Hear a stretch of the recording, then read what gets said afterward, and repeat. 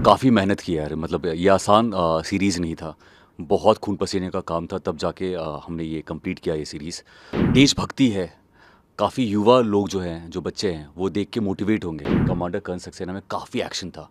जब मैं शुरुआती दौर पे ही मेरे दोनों शोल्डर में चोट लग गए थे। पेन किलर्स पे था, डॉक्टर्स के पास जाता था छुप-छुप के, ताकि एक्शन डायरेक्टर को पता ना चले, डायरेक्टर को पता ना चले। एज़ एन एक्टर मैंने रामायण दिल से किया और एक्सप्लोर कर लिया था वो। तो मुझे लगा कि एक और अगर ऐसा कुछ करूँगा तब आप टाइपकास्ट हो जाते हो। एक्चुअली बहुत कम लोगों को पता है, अब तो मैं इंटरव्यूज़ में बोल सकता हूँ। हम जब एक्शन सीक्वेंस कर रहे थे, ये पहले बात तो ये है कि कमांडर कर्ण सक्सेना में काफ़ी एक्शन था। जब मैं शुरुआती दौर पे ही मेरे दोनों शोल्डर में चोट लग गए थे और मैंने ये बात किसी को बताई नहीं, क्योंकि मुझे ऐसा लगा कि अगर मैं सेट पे बताऊँगा तो वो एक्शन सीक्वेंस कम कर देंगे और मैं बिल्कुल नहीं चाहता था। तो पेन किलर्स पे था, डॉक्टर्स के पास जाता था छुप-छुप के, ताकि एक्शन डायरेक्टर को पता ना चले, डायरेक्टर को पता ना चले। और आप जो भी एक्शन देख रहे हो वो सब मैंने स्टंट परफ़ॉर्म किया है विदाउट केबल, क्योंकि जो बीटीएस में भी आप देखोगे, और वो सारे बहुत ही पेन था मेरे दोनों शोल्डर्स में। लेकिन जज़्बा था, कमांडर वाली फीलिंग थी और वो मैंने किया। अब जाके मैं डॉक्टर के पास आराम से जाता हूँ, तो अपने शोल्डर को ठीक कर रहा हूँ। वेल मेरे डैड का सपना था कि मैं फ़ौज में ही जाऊँ। मुझे भी कहीं न कहीं झुकाव था फ़ौज में, लेकिन बचपन में एक्टिंग का बहुत बड़ा कीड़ा था कि एक्टर बनना है, और फाइनली एक्टर बन गया। लेकिन उसके बनने के बाद मेरा ये सपना था कि देश के लिए कुछ ना कुछ करता रहूँ। और हमारी फ़िल्में, हमारी जो सीरीज़ होती हैं, वो काफ़ी मोटिवेट करती हैं समाज को। आप एक चीज़ अच्छा करो तो लोग उसको फ़ॉलो करने की कोशिश करते हैं। तो क्यों ना इसी ज़रिए से मैं देश की सेवा कर सकूँ। जब कमांडर का किरदार आया तो मेरे डैड को बहुत खुशी हुई। डैड ने कहा कि तूने बचपन में बहुत बदमाशियाँ की हैं, लेकिन ये जो चीज़ है, ये मुझे प्राउड फ़ील कराता है। तो आई थिंक ये बहुत बड़ी बात है, एक फ़ौजी डैड के मुँह से ये बात ऐसे निकले। और आपको बताते हुए मुझे बहुत खुशी होगी कि इसमें ट्रेनिंग में मेरे डैड ने मुझे सपोर्ट किया है। उन्होंने मुझे ट्रेनिंग दी कमांडर की, जो कि मैंने वीडियो बीटीएस जो है उसका वो डाला भी है। तो ये एक बहुत ही प्राउड फीलिंग थी। अगर मैं फ़ौज में होता उस वक़्त, तो मैं डैड और मैं साथ में ही फ़ौज में होते।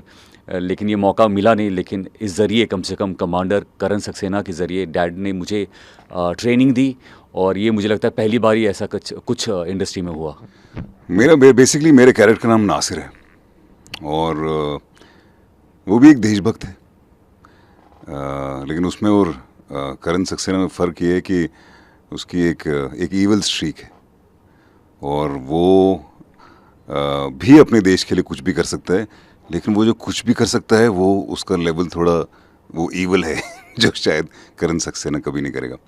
तो वो जो ईवलनेस है, वो जो एक जो मेनेसिंग ब्रैकेट आता है किसी इंसान का, जो उसमें नासिर है, वो कूट कूट के उसमें है। But at the same time, जैसे गुरमीत ने कहा कि शो मासी है, और मासी होने के बावजूद जो इस शो का स्क्रीन प्ले है वो मेरे लिए बहुत मायने रखता है एज एज एन ऑडियंस, अगर मैं शो को देखूं। क्योंकि जब आप स्क्रिप्ट पढ़ते हैं तो ये बहुत बहुत ज़बरदस्त स्क्रीन प्ले है इस पूरी सीरीज़ का। तो उसे I am really looking forward to watching the entire thing in one go, क्योंकि जब पढ़ने में इतना मज़ा आया था तो देखने में बहुत ज़्यादा मज़ा आएगा। तो जैसे आपने कहा कि इसको स्क्रीन प्ले कैसे लाएंगे, उसके लिए मैं बेसिकली एक अपने आप को सेफ इस तरीके से करता हूँ कि आपका डायरेक्टर अच्छा होना चाहिए। जो हमारे डायरेक्टर हैं जतिन वागले, उनकी बॉडी ऑफ वर्क बहुत माइंड ब्लोइंग है। उन्हें हर किस्म की चीज़ें कर रखी हैं, और इस वाले जॉनर में तो वो बहुत ज़बरदस्त है। और हमारे जो प्रोड्यूसर्स हैं की लाइट के, वो जो जो रन एंड गन होता है उसमें वो माहिर है। और हॉटस्टार जैसा ओटीटी है जो, मतलब मैं उस दिन मैं गुरमीत को बता रहा था, मैं मैच देख रहा था जिसमें इंडिया था भी नहीं, तो 4 करोड़ लोग तो उस टाइम देख रहे थे। तो सो जहाँ आपकी वो किसी चैलेंज या मेहनत की बात है, तो वो मेरे ख्याल से लास्ट के क्लाइमेक्स का सीक्वेंस था, उसमें मेरी थोड़ी बहुत हुई, ज़्यादा गुरमीत। देखिए, पहले तो दिल से आपको समझना होता है, आपको दिल से मानना पड़ता है कि आप लोगों की मदद करें आगे बढ़कर। मैंने बचपन से यही सीखा है अपने डैड से कि जब भी किसी को आप तकलीफ़ में देखो तो उसको मदद ज़रूर करना है, आपके हाथ में जितनी भी क्षमता है। तो उस दिन ऐसे ही मैं किसी एक मीटिंग के लिए जा रहा था और मैंने देखा एक इंसान को ऐसे रोड पे। और सबसे अच्छी बात है कि मुंबई की कि यहाँ पे लोग बहुत सपोर्टिव होते हैं, पुलिस बहुत अच्छी है जो तुरंत रेस्क्यू के लिए आती है। सब लोग आ गए थे और उसको सबसे पहले कुछ पॉइंट्स होते हैं जो आपको समझने चाहिए कि सीपीआर कब देना है। अगर वो ब्रीदिंग नहीं कर रहा है, पल्स ठीक से नहीं चल रहा है, तब आपको समझ आना चाहिए कि वो हार्ट का प्रॉब्लम है और आपको सीपीआर परफॉर्म करना होता है। तो तुरंत मुझे उसी वक्त लगा, क्योंकि लोग बहुत कुछ कर रहे थे, मदद करने की कोशिश कर रहे थे, लेकिन सही टेक्निक या किसी को पता नहीं था। तो मैंने तुरंत गाड़ी से रोड पे, मुझे याद है मैं ऑलमोस्ट मैंने जंप किया, रोड भागते हुए क्रॉस किया और मैंने उसको हेल्प करने की कोशिश की। और ऐसे एक दफ़ा नहीं, मैं करता आया हूँ। देखिए, इस बारे में मैं काफ़ी बात नहीं करता हूँ क्योंकि मेरा ये मानना है कि आप जो भी करो अपने अपनी चाहिए। वो वीडियो वायरल हो गया, लोगों ने रिकॉर्ड कर लिया, जो भी है। लेकिन कभी कभी ऐसा भी होता है कि बहुत दफ़ा ऐसे लोग आते हैं मेरे पास और बोलते हैं कि आपने हमें मोटिवेट किया। तो एक एक्टर जब ऐसा करता है तो बहुत लोग बोलते हैं शो ऑफ कर रहा है, लेकिन ऐसा है कि बहुत लोग आपसे मोटिवेट भी होते हैं। तो ये मैं करता आया हूँ यार। जैसे मैंने कहा कि देश के लिए, अपने अपने लोगों के लिए मुझे बहुत ही प्यार है। मुझे सब लगता है कि सब एक फैमिली है। तो मेरे हक में जो होता है, मेरे जो हाथ में होता है, वो मैं ज़रूर करता हूँ और मुझे जेन्युइनली दिल से करता हूँ।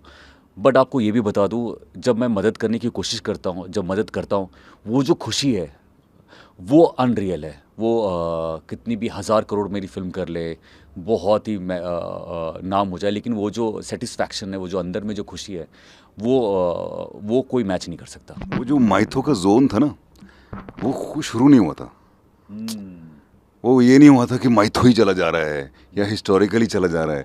वो उस टाइम शुरू नहीं हुआ था। वो एक वाहिद अकेला कोई शो आता था और 90% फैमिली शोज होते थे, तो एक आता था। फिर कुछ एक साल के बाद एक शो आएगा, तो वो उस टाइम का ज़माना है। तो उस टाइम आई थिंक मेरे ख्याल से टाइप कास्ट होना मुश्किल होता। अब फिर उसके बाद एक जोन आया था, तो I would call that zone the swastik era.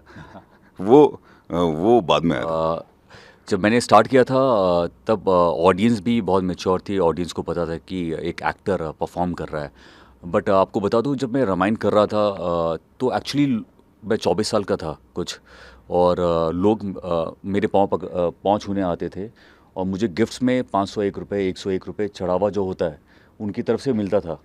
तो ये जब मैंने देखा तो पहले तो मुझे समझ नहीं आया, फिर मुझे समझ आया कि जो आस्था है भगवान के प्रति, तो लोगों में वो एक आपको भगवान ही मानने लगते हैं। तो एज एन एक्टर कभी कभी ऐसा होता है कि आपको आपको अलग अलग किरदार भी करने हैं। तो मेरे लिए एक्चुअली बहुत चैलेंजिंग था कि क्योंकि रामायण के बाद मुझे एक्चुअली ऐसे किरदार ही ऑफ़र होते थे। और एज एन एक्टर मैंने रामायण दिल से किया और एक्सप्लोर कर लिया था वो। तो मुझे लगा कि एक और अगर ऐसा कुछ करूँगा तब आप टाइपकास्ट हो जाते हो। तब एक्चुअली आपको टाइपकास्ट करती भी आपकी इंडस्ट्री के जो प्रोड्यूसर डायरेक्टर आपको वो उसमें देखते हैं, तो वो आपको उसी के रूप में कुछ देखते हैं। तो एक्चुअली मेरे लिए 1 साल उसके बाद, रामायण के बाद काम नहीं था। मुझे बैठना पड़ा, मुझे और देवीना को, क्योंकि हम एक्चुअली जो भी ऑफ़र्स आ रहे थे हम वो मना कर रहे थे। क्योंकि अगर एक और हम वैसा कुछ किरदार मतलब कुछ कॉस्ट्यूम करते तो हम शायद टाइपकास्ट हो जाते।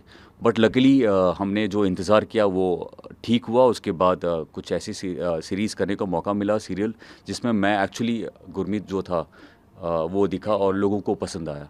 एंड फिर उसके बाद जो भी काम किया यार, लकी था कि ऐसे किरदार मेरे सामने आए और मैंने दिल से काम करने की कोशिश की। इतने डायलॉग बाजी है हमारे सीरीज़ में, बाप हूँ मैं तेरा घर तक आऊँगा। तो वो जो फील था वो ऐसे ही था कि बाप हूँ मैं तेरा घर तक आऊँगा। तो उसमें हाँ, हम जो शूटिंग भी कर रहे थे 1 डेढ़ महीना कमांडर करण सक्सेना किया। तो मुझे याद है कि जब मैं घर पे भी आता था मैं उसी जोन में रहता था थोड़ा। एक्चुअली मैं एंजॉय करने लगा था। और जब भी जो डायलॉग बोल रहा था वो मैं एक्चुअली रोज़ इंतज़ार करता था कि आज क्या डायलॉग बाजी होगी। क्योंकि बहुत कम दफ़ा होता है कि ऐसी फ़िल्में बनती हैं, ऐसी सीरीज़ बनती हैं, जबकि अगर आप रिकॉर्ड देखोगे कमर्शियल फ़िल्में सबसे ज़्यादा बॉक्स ऑफिस पे काम करती है, जिसमें एक्शन हो, हीरो हो, हीरोइन हो, गाने हो, विलन पावरफुल होना चाहिए। तब वो लोग ज़्यादा देखते हैं, बॉक्स ऑफिस पे नंबर्स भी ज़्यादा आते हैं, लेकिन लोग थोड़े एक्सपेरिमेंट करते हैं, लेकिन फिर फेलियर भी हो जाते हैं।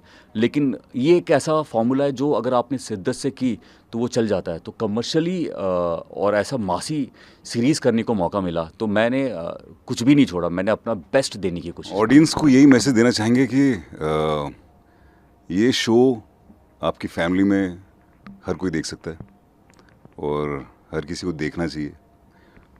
और एक तो मोबाइल पे फ्री है, so you don't have a choice but to watch the show. And genuinely बहुत ही मज़ेदार शो है, मसालेदार शो है, एक्शन शो है, अच्छी स्टोरी है और बहुत बढ़िया बढ़िया चीज़ है सारे। ये एक